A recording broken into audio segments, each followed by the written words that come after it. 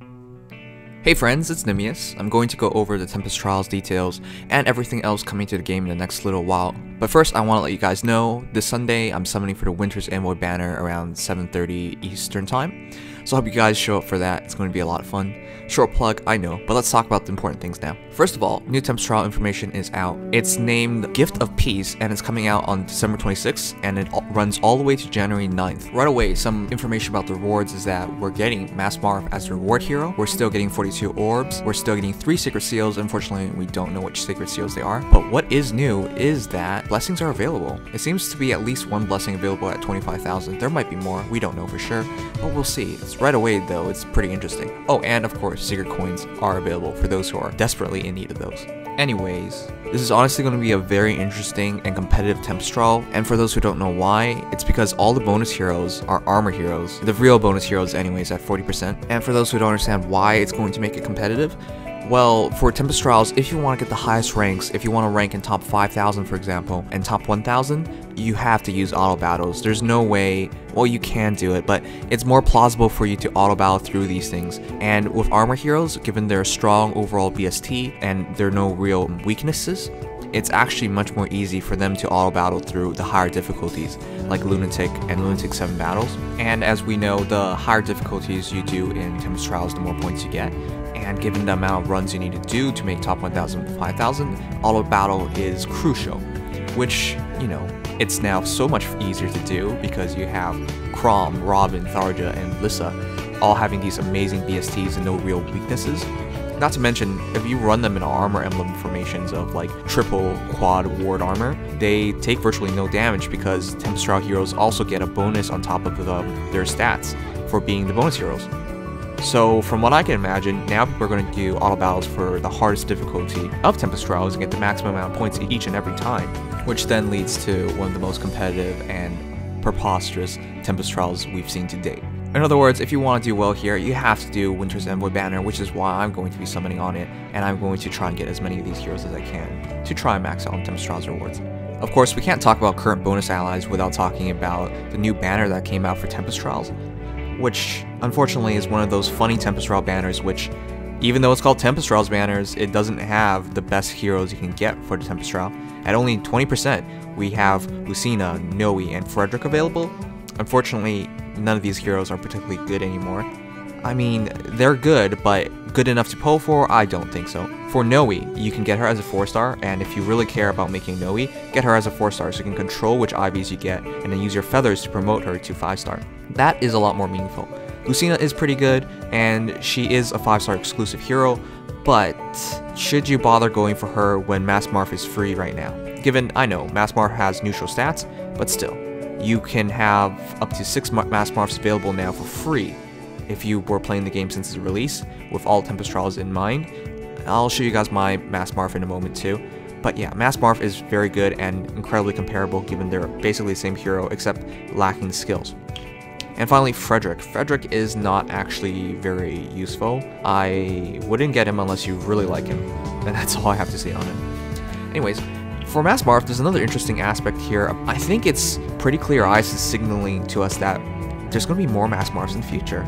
I think it's going to be possible to get a plus 10 Mass Marv. Given that's the case, plus 10 hero in arena, tier 20 arena, where merges and points is all that really matters, Mass Marv is actually a pretty good hero for your red slot.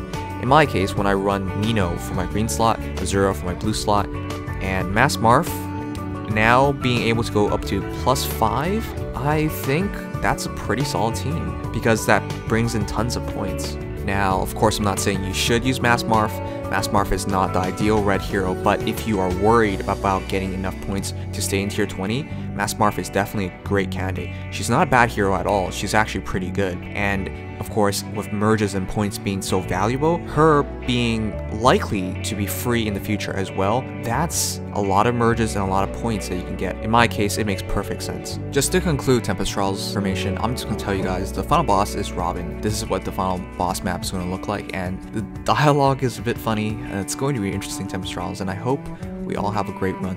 As for other news, there's going to be Laszlo, Florina, and Bar Trade quests. Called the 3 Hero quests, you're going to need to use these 3 heroes to KO level 35 plus foes for rewards. Well, it's up to level 35 plus foes. So if you have any spare stamina, you should definitely be training these 3 heroes up to make things easier. Of course, you can use blessings and whatnot to do these quests as well, so it's not that hard, and you can lose your heroes and still have things count, but still, you should use your stamina to try and make these things easier, and you should probably have a lot of spare stamina anyways. You should definitely do this now before Tempest Trials is out, where all your stamina should be going to, so yeah, make use of it, your time right now. I'm kind of a bit late on this next piece of news, but the next Grand Hero battle is Navarre.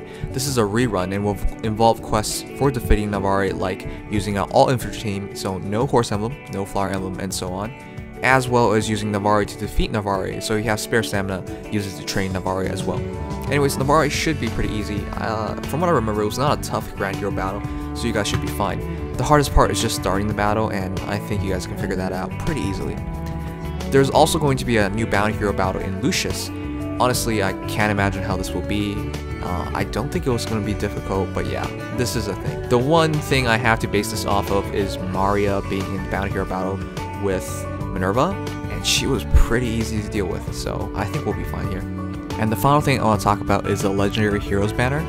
I do believe the Legendary Hero is coming around the end of the month, because when they found the Winter's Envoy banner, they found 5 heroes, so that 5th hero is likely the Legendary Hero. However, I do not think it's going to be a Legendary Heroes banner to the degree of Fjorm, where we got a bunch of heroes at 8%. If you think about it, it's kind of preposterous to have it in November and December, and that just undervalues everything in my opinion. Of course, we don't know anything for certain, because data miners haven't really found anything on that, and honestly, inferring too much from nothing is just speculative. So my personal opinion on all of this is to wait and see.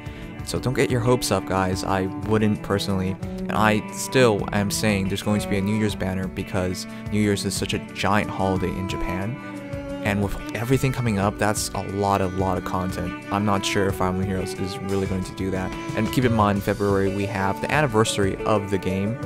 So with all that said, don't get your hopes up for a Legendary Heroes banner to the degree of Fjorm. I really just think it's going to be a banner with a Legendary Hero in it. That's my personal opinion. In any case, if you guys enjoyed, please leave a like, subscribe if you haven't already, and if you have something to talk about or comment about and want to chat about, leave it down below. Anyways, this was Nimious. I hope you guys all have a great day, and I usually end off by saying bye-bye, but actually, I like using this team so much that I'm going to leave this final arena duel from that set. I just like using Owen and Shida and Minerva a lot. That's all. Anyway, see you guys next time. Nims, you should try to do not laugh challenge. Why?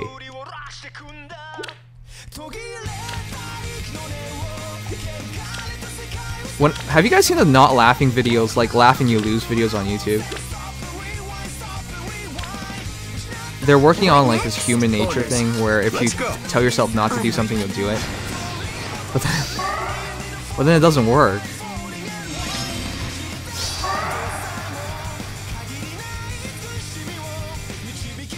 Take this arena map, you have to consider defensive tiles 24/7. Yeah, you do. And then, but the other, on the retrospective of this, is that it also benefits you, and it's purely random, so you should have no control over it. But like, yeah, you should consider all these options anyways, so you don't make the mistake of allowing them to work on you. Yes. Yes? You laughed, you lost? I don't think I really laughed. It's more like a chuckle. But sure, I mean, it's fine to lose.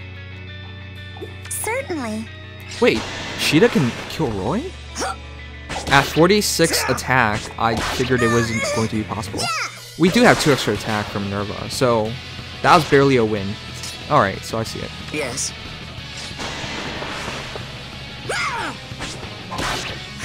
Sometimes free-to-play is tough, but honestly it's kind of worth. Yeah, Zippy. So if you want to give yourself the best possible chance, then you're I don't want to play this cover right now, actually. If you're going to be a free-to-play player, then it's all about that, giving yourself the best possible chance.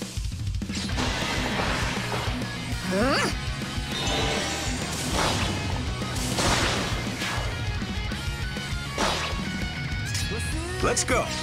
What about builds that are made for Arena Assault, where you're allowed to pick and choose what units fight on map?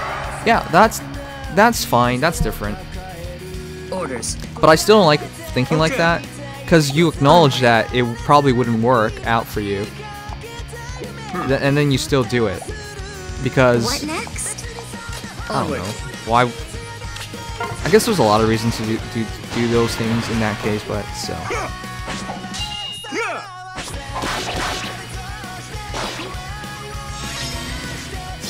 For example, we saw Berkut just the other day with Distant Counter and Quick Riposte.